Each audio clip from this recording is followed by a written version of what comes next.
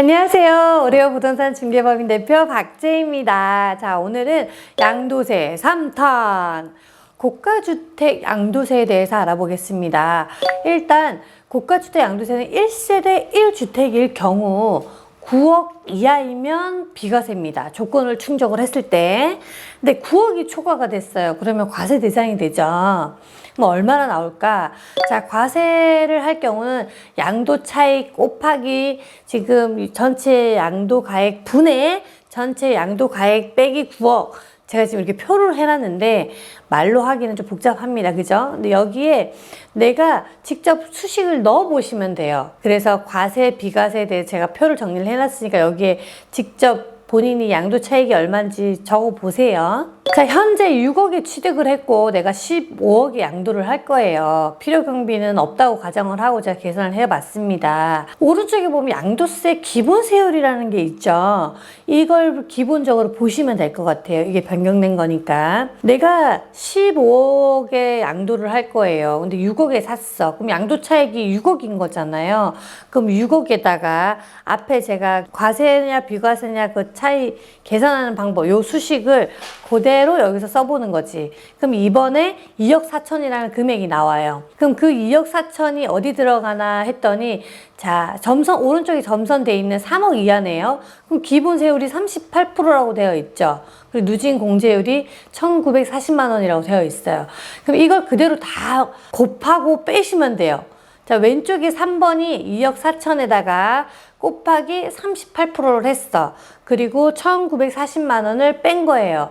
그랬더니 7,180만 원이 나오고 거기에다가 지방소득세 10%를 더해서 7,898만 원이 양도세로 나가는 겁니다. 자, 기본적으로 제가 한번 예를 들어 본 거예요. 자, 장기 보유 특별공제라는 건 보유 기간이 3년 이상일 경우예요. 3년 이상. 토지나 건물에 대해서 양도소득 금액을 산정할 때 일정액을 공제해 주는 겁니다. 나라에서. 그러니까 보유 기간이 길면 길수록 높은 공제율이 적용이 되겠죠. 자, 장기 보유 특별공제에 달라지는 요건 기준입니다. 1세대 1주택일 경우.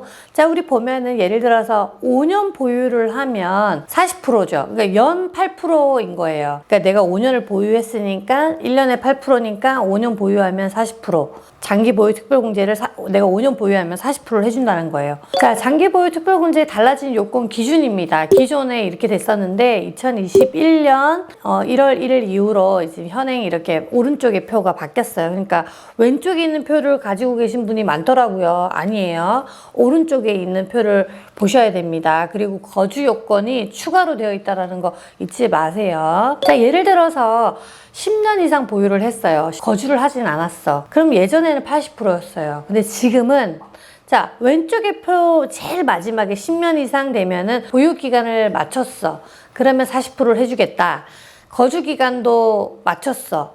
그럼 40%를 해주겠다. 지금은 실제로 내가 거주를 하지 않았잖아요. 그럼 거주기간 40%가 빠지는 거예요. 예전에는 80%였는데 지금은 보유기간 10년인 40%밖에 공제를 못 받는다는 거지. 이 부분을 많이 빠뜨리시거든요.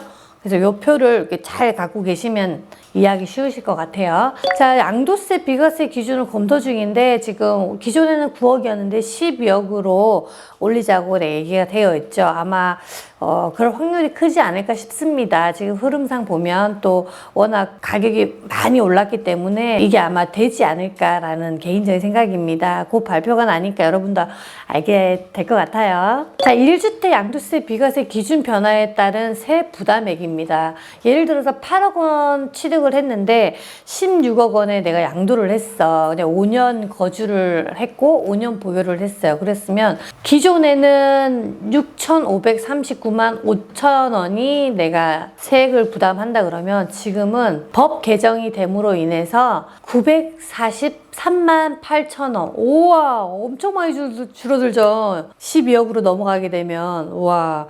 그러니까 빨리 돼야 되겠네요. 그죠? 자, 오늘도 좋은 글귀 소개시켜 드릴게요. 다른 사람에게 자신에 대해 설명하지 마라. 당신을 좋아하는 사람은 그것이 필요 없고 당신이 싫어하는 사람은 그것을 믿지 않을 테니. 되게 공감 가는 얘기예요. 어떨 때는 저도 막 저에 대해서 막 어필을 하느라 설명을 많이 했었는데 어느 순간 그게 힘들어지더라고요. 근데 시간이 흐를수록 저를 아시는 분들은 제가 많은 설명을 하지 않아도 제가 어떤 사람인지 신뢰를 해주시는 것 같았어요. 여러분들도 그렇게 하시길 바랍니다. 또 뵙겠습니다.